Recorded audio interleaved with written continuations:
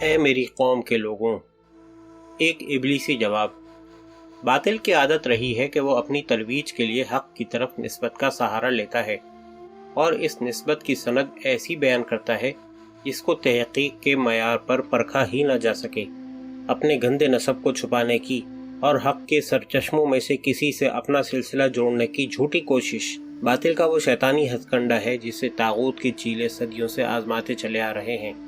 مثلا جب آپ کسی جوتشی، ماہر علم نجوم، ماہر عملیات و مستقبلیات کو دیکھیں کہ وہ کسی کو سعد و نحس اوقات کی تفصیل بتلا رہا ہے، یا یہ ہفتہ کیسا گزرے گا، یا آج کا دن کیسا رہے گا کے متعلق پیش گوئی کر رہا ہے، اور اس کذاب سے پوچھیں کہ یہ کون سا علم ہے جس سے تمہیں مالدار لوگوں کے مستقبل کی خبر تو ہو جاتی ہے لیکن اپنے خوار حالت کی ہوا نہیں لگتی، تو وہ کہے گا کہ یہ باطنی علم ہے جو فلاں مقدس پیغمبر یا بزرگ شخصیت سے منتقل ہوتا چلا آیا ہے۔ اور اگر آپ اس سے پوچھ لیں کہ ان پیغمبر یا بزرگ کی زندگی میں کہیں کوئی ایسا واقعہ نہیں ملتا جس سے ظاہر ہوتا ہو کہ وہ اس طرح کا شغل رکھتے تھے، بلکہ ان کی ساری زندگی ایسی چیزوں کو شیطانی کام کہتے اور ان سے روکتے گزری، آخر تمہارے پاس ان علوم کی ان تک نسبت کی کیا سند ہے؟ تو اس کے پاس ایک ہی جواب ہوگا، اور یہ وہ ابلیسی جواب ہے جو تمام باطل گروہ، فرقے، افراد اور ادارے استعمال کرتے ہیں، یعنی یہ علوم ہم تک سینہ بسینہ منتقل ہوئے ہیں۔ کن بزرگوں سے سینہ بسینہ؟ سلسلہ روایت بیان کرو تو کذاب مبہوت رہ جائے گا۔ شرک کی ایک سائنٹیفک شکل۔ دراصل شریعت میں ایسی کوئی چیز ہے ہی نہیں جسے عام انسانیت سے پوشیدہ رکھا گیا ہو۔ ہدایت اور علوم ہدایت تو ہر شخص کے لیے ہیں، انہیں بعض لوگوں کے ساتھ مخصوص کرنا اور بقیہ مخلوق کو ان سے محروم رکھنا ظلم ہے، اور اللہ تعالی، مقرب فرشتے، بزرگیدہ بندے، ان کے شاگرد اور بزرگان دین سب اس ظلم سے بری اور پاک ہیں۔ مستقبل کے احوال کسی کو بتلانا علم غیب کے دعوی کے مترادف ہیں، اور ایسا دعویٰ کھلا شرک ہے، اور کسی شخص سے ہاتھ دکھا کر یا اپنا برج بتا کر ستاروں کی گردش کے حساب سے خیر و شر کی معلومات حاصل کر کے ان پر اعتماد کرنا اس دعوے کی تصدیق ہے۔ شرک کی تصدیق نہ یہ کہ خالص شرک ہے بلکہ اس کی ترویج اور بدترین گناہ ہے۔ آج کل یہ شرک ہمارے یہاں بڑے سائنٹیفک انداز میں عام ہوتا جا رہا ہے۔ اخباروں اور سائن بورڈز پر فون نمبر لکھے ہوئے ہوتے ہیں اور دعوت دی جاتی ہے کہ ایک کال ملا کر آپ خفیہ علوم کے خزانوں سے وہ معلومات حاصل کر سکتے ہیں جن تک عام لوگوں کی رسائی نہیں۔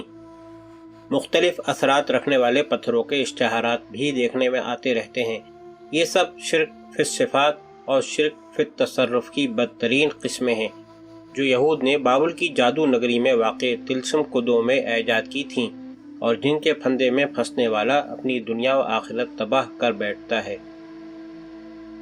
70 بڑوں کی روایات۔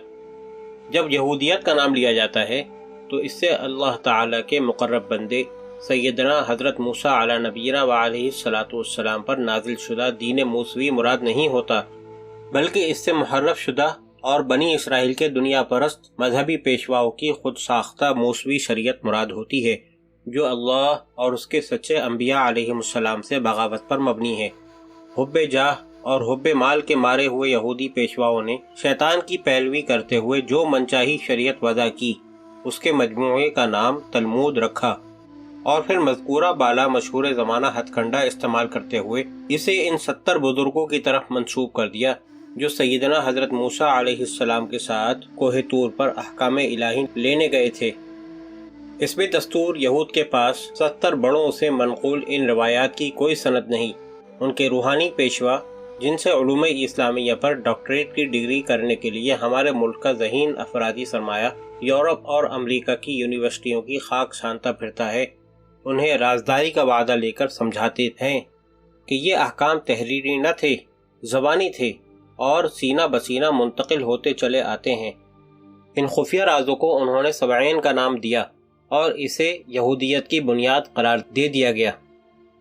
یہودیوں کا یہ مجموعہ دراصل ان کے شکم پرست اور دنیا کے پجاری مذہبی رہنماؤں کی تالیف تھی، اور بنی اسرائیل کے ان علماء سو نے جھوٹ اور افطرا کے اس پرندے کو باضابطہ قانون کی شکل دے دی اور طے کر لیا کہ ان کی مخالفت کرنے والے تمام انبیاء بنی اسرائیل، ان کی وحی اور تعلیمات غیر قانونی اور گمراہی ہیں اور ان کی تبلیغ کرنے والا قابل گردن زنی ہے۔ یہ وہ دور ہے جو سیدنا حضرت مسیح علیہ السلام کی آمد سے 400 برس بیشتر کے عرصے پر پھیلا ہوا ہے۔ ان 4 صدیوں میں یہودی رؤسا، عمرا اور زعماء نے جاہل روحانی پیشواؤں کے کہنے پر اپنے انبیاء علیہ السلام کا بے دریغ خون بہایا۔ تاریخی دشمنی کا نقطۂ عروج۔ اس دور میں یہود کی بغاوت اپنے عروج پر تھی۔ انبیاء اکرام علیہم السلام اور حق کے داعی انہیں ان حرکتوں سے باز آنے کی تلقین کر رہے تھے، ان گناہوں پر سخت مصائب کی وعید سنا رہے تھے اور توبہ کرنے والوں کو بشارتیں دے رہے تھے، اور ساتھ ہی حضرت مسیح علیہ السلام کی آمد اور دجال اکبر کے خروج کی خبر دے رہے تھے۔ لیکن وہ قوم جسے اتنی فضیلت عطا کی گئی تھی کہ امت محمدیہ صلی اللہ علیہ وسلم سے قبل کسی کو عطا نہ ہوئی تھی، وہ پے در پے انبیاء اکرام علیہ السلام کے بھیجے جانے اور وقتی مصیبتوں اور عذابوں میں مبتلا ہونے کے باوجود شیطان کی پیروی سے باز آنے کو تیار نہ تھی، لہذا ان کو آخری موقع دینے کے لیے ایک بہت ہی صاحب فضائل و مناقب اور عجیب و غریب معجزات کے حامل پیغمبر جناب عیسیٰ مسیح علیہ السلام بھیجے گئے تاکہ یہود اپنی روش سے باز آ جائیں، ورنہ ان کو ان کے مقام سے معزول کر کے ان پر ہمیشہ کے لیے لعنت کر دی جائے گی اور وہ ابدی اور دائمی ذلت و خواری کا نمونہ بنا دیے جائیں گے۔ مذکورہ مقدس نبی آئے، لیکن یہ نامراد قوم اپنے باغیانہ طرز عمل پر مزید پختہ ہو گئی۔ اس نے اس مقدس پیغمبر کو بزعم خود سولی دینے کی کوشش کی اور پھر باضابطہ اور پکے ٹھکے باغی بن کر حق اور اہل حق کی دشمن ہو گئی۔